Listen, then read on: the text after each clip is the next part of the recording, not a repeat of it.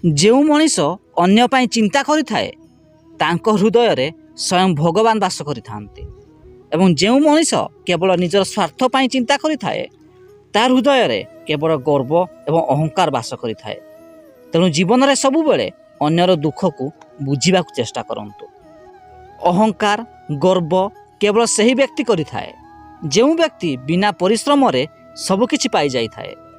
କିନ୍ତୁ ପ୍ରକୃତରେ ଯେଉଁମାନେ ନିଜ ଦୃଢ଼ ପରିଶ୍ରମରେ ସଫଳତା ପାଇଥାନ୍ତି ସେହି ବ୍ୟକ୍ତିମାନେ ସବୁବେଳେ ଅନ୍ୟର ପରିଶ୍ରମକୁ ସମ୍ମାନ ଦେଇଥାନ୍ତି। କାହିଁକି ନା ସେମାନେ ଠିକ୍ ଜାଣିଥାନ୍ତି ବିନା ପରିଶ୍ରମରେ ମିଳୁଥିବା ସଫଳତା କେବେ ବି ଅଧିକ ଦିନ ରହିନଥାଏ। ଏ ସୁନ୍ଦର ଚେହେରା ବୟସ ହୋଇଗଲେ ଦିନେ ଅସୁନ୍ଦର ହୋଇଯିବ। ଏ ଶକ୍ତିଶାଳୀ ଦେହ ମଧ୍ୟ ଦିନେ ଦୁର୍ବଳ ହୋଇଯିବ।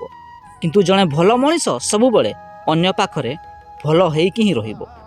ତେଣୁ ଜୀବନରେ ସବୁବେଳେ ଭଲ କର୍ମ କରିବାକୁ ଚେଷ୍ଟା କରନ୍ତୁ।